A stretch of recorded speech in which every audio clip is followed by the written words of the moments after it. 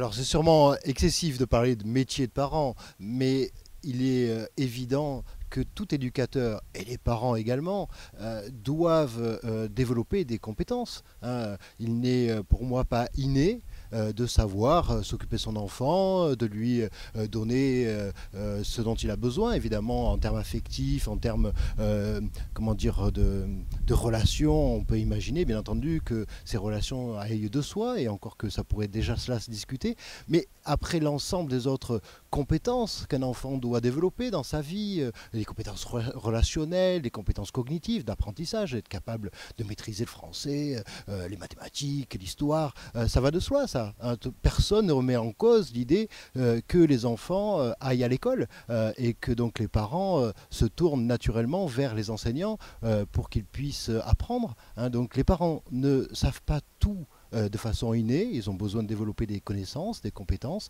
comme tout éducateur. Et moi je défends cette idée-là parce que ça ouvre d'immenses perspectives à partir du moment où on considère que finalement tout éducateur, pas simplement les parents, tous les éducateurs doivent non seulement apprendre, mais actualiser leurs connaissances, réfléchir, penser, co-construire l'éducation de leurs enfants. Et les parents doivent naturellement faire partie de celles et ceux qui doivent se poser des questions, et ça ils s'en posent beaucoup, vous le savez, mais également trouver des réponses. Et pour trouver des réponses, il faut apprendre.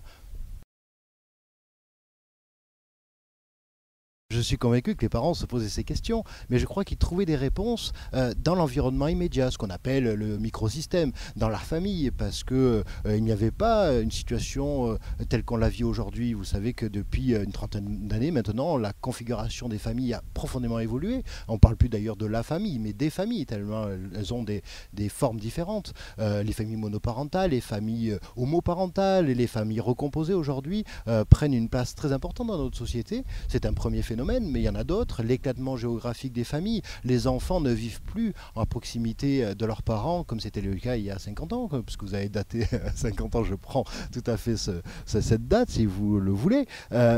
Donc, la société a évolué dans sa structure, et là, les familles également, mais le monde aussi a profondément évolué, et souvent, les enfants ne trouvent pas réponse auprès de leurs propres parents, ou en tout cas pas les réponses qu'ils souhaiteraient. Donc, c'est peut-être ce premier phénomène qui a fait émerger ce besoin exprimé par la société de soutien à la parentalité. Et c'est peut-être le deuxième point que je voudrais évoquer, c'est que je pense dans les sociétés, un des points qui fait la différence, c'est l'implication de la société elle-même dans les politiques familiales ou dans les politiques éducatives. Dans les pays où il n'y a pas d'intervention publique, évidemment que la question familiale, la question de l'éducation familiale est une affaire purement privée. En France, il y a une intervention forte de la sphère publique, et ça légitime dans une certaine mesure l'intervention publique aussi quand il y a défaillance. Et puis aujourd'hui, évidemment, je crois que la plupart des experts, même si c'est largement discutable, considèrent que l'éducation familiale et parentale est l'affaire de tous, et pas simplement, et heureusement, l'affaire des familles les plus démunies. C'est très important, et je sais que dans la salle, peut-être, en tout cas aujourd'hui, il y avait Gérard Néran, qui est un collègue et ami. Il a écrit un excellent ouvrage qu'il a présenté, je l'espère en tout cas, qui justement dessine les contours entre contrôle et intervention sociale. C'est un ouvrage remarquable. La crainte immédiate, évidemment, c'est le contrôle, la normativité, l'influence d'un carcan qui viendrait soit de la société elle-même, du politique, d'éventuellement d'éducateurs qui seraient excessivement, comment dire, normatifs, hein, je viens de le dire. Je pense que la question doit être posée autrement, parce que c'est une vision très française, ça, de voir l'éducation comme étant uniquement une entrée normative. Quand même, l'éducation, l'enseignement, l'instruction, c'est une ouverture au monde. Ça ne veut pas une fermeture au monde. Donc, il ne faudrait pas que l'on remette en cause l'éducation familiale et parentale, parce que parfois nous avons en France une lecture trop académique de l'enseignement. Il y a mille façons d'apprendre et de faire apprendre.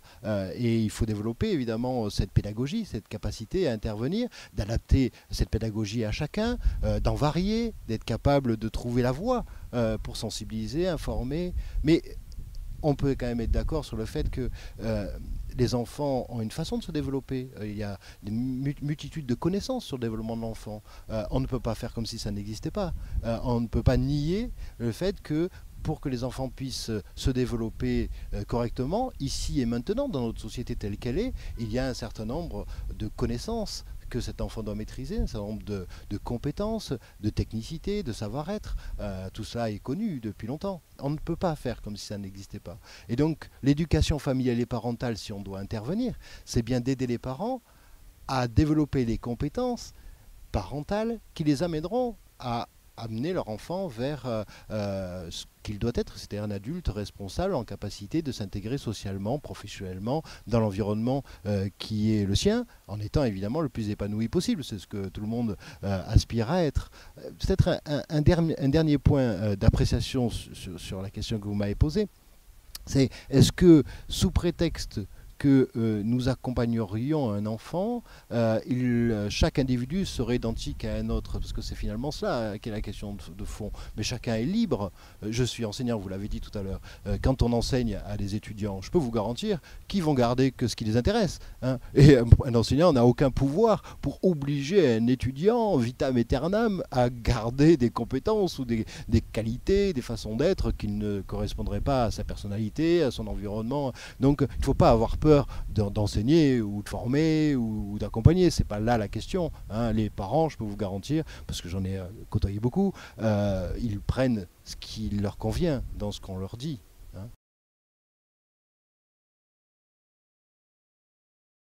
Alors là, vous touchez un point essentiel, c'est quelles compétences les intervenants en direction des parents doivent avoir. Et là, évidemment, on touche quelque chose de fondamental, qui est quelquefois une confusion entre les connaissances et les compétences. Exactement pour les parents, que la même question pour les enfants que pour les parents, que pour les professionnels. Il est évident que des professionnels qui interviennent auprès des parents doivent avoir d'immenses connaissances, savoir de quoi ils parlent, sur le développement d'enfants, sur l'environnement. Mais aucun enseignant, aucun intervenant, aucun éducateur n'a toutes les compétences. Aucun parent non plus. Et je crois que l'enjeu de société, c'est de faire en sorte qu'il y ait une co-construction, une co-éducation avec de multiples acteurs. Mais c'est le cas déjà aujourd'hui. Un enfant, effectivement, lorsqu'il naît, lorsqu'il est petit, il est essentiellement ou des fois même exclusivement dans le milieu familial. Mais au fur et à mesure qu'il grandit, il va s'ouvrir au monde et il va être en contact de multiples situations d'éducation. D'ailleurs, ce ne sont pas simplement des éducateurs. Leurs pères, par exemple, leurs amis vont les influencer.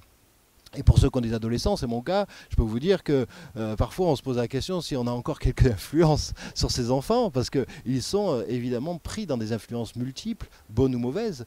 Donc c'est une évidence pour chacun que les parents ne peuvent pas être exclusivement les éducateurs de leurs enfants. Il faut que l'ensemble des personnes de la société puissent accompagner ces enfants vers, encore une fois, la maturité. Et vous connaissez cette expression, tout le monde la connaît, elle est souvent dite, hein, il faut tout un village pour élever un enfant. C'est un proverbe africain, vous le savez, mais qui s'applique pour moi pleinement hein, dans ce que nous devrions faire. Donc ne pas stigmatiser les parents, ne pas donner tous les pouvoirs aux éducateurs, ça va de soi.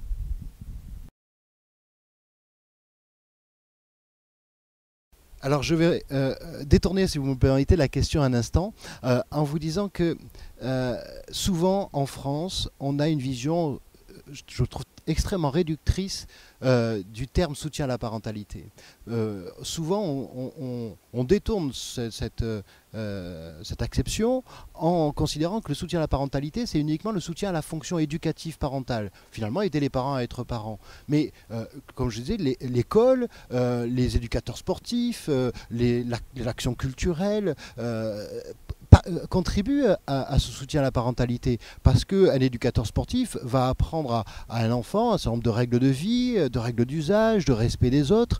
Tout cela, c'est du soutien à la parentalité puisque c'est un éducateur qui intervient dans l'éducation de l'enfant et veut lui apporter peut-être ce que les parents ne lui apporteraient pas, une autre vision, une autre façon d'appréhender son environnement. Donc le soutien à la parentalité, c'est tout ce qui concourt à élever un enfant et à aider les parents à jouer leur rôle. Un enseignant joue donc pleinement son rôle de soutien à la parentalité de façon indirect peut-être, mais il joue ce rôle. Donc pourquoi j'ai détourné votre question? Parce qu'il est évident pour moi qu'il y a des espaces, des lieux qui peuvent être tout à fait, centrés sur la fonction éducative parentale. On a effectivement les écoles des parents et des éducateurs, les REAP, les réseaux d'écoute et d'accompagnement des parents. On a aussi des lieux parents-enfants qui se développent. Tout ça, ce sont des lieux qui effectivement sont centrés sur la fonction éducative parentale. Mais je crois aussi qu'on peut apprendre à être parent tout simplement au contact d'une puéricultrice dans une crèche, parce qu'elle a des savoir-être, des savoir-faire que les parents peuvent modéliser. Hein. On peut tout à fait aussi être inspiré par d'autres parents qui, par ce qu'on appelle dans notre jargon la confrontation socio-cognitive des avis,